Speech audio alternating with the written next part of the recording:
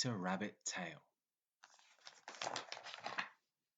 It was night time, and the silvery moon was shining over the wood.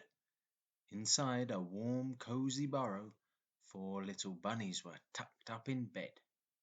Their names were Flopsy, Mopsy, Cottontail, and Peter. Peter had slept in this room for a long time. He shared it with his 3 playful sisters. It was a bit of a squash.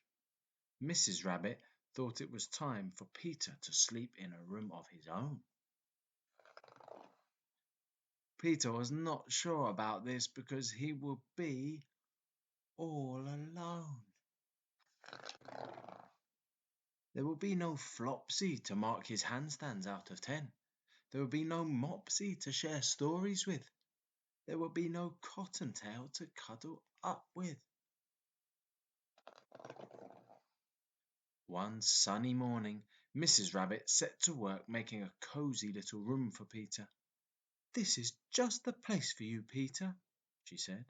"A lovely, snuggly spot, perfect for a growing bunny."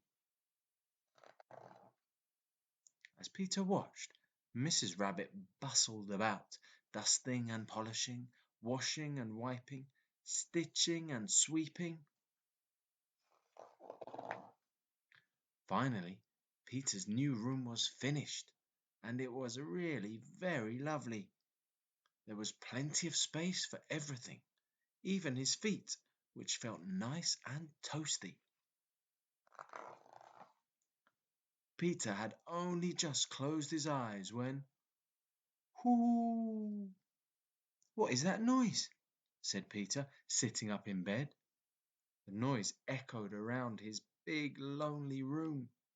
Peter was never going to be able to sleep now. Peter sprang out of his bed and straight back to where his sisters were. "There's no room in this bed," muttered Flopsy. "Your feet are too cold," said Mopsy, pulling the blankets tighter around her. "You can share with me," whispered Cottontail kindly, but there really wasn't enough space for Peter. In the morning, Peter was very tired indeed, and very glum. He felt a little bit in-betweenish. "I'm too big for my old room," he explained to Mrs. Rabbit sadly, "and too small for my new room.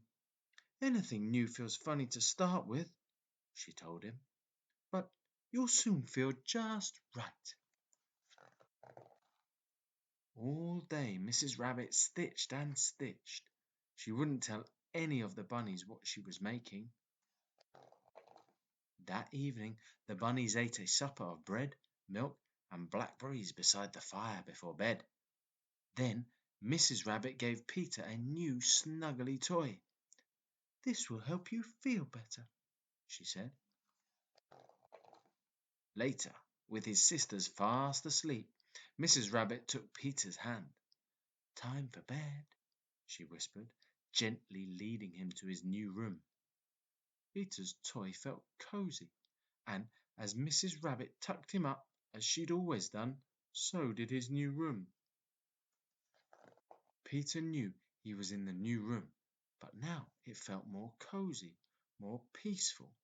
There was enough space to play, and Peter felt just right. He snuggled down in his bed and fell fast asleep. "Sweet dreams, Peter," whispered Mrs. Rabbit. The end.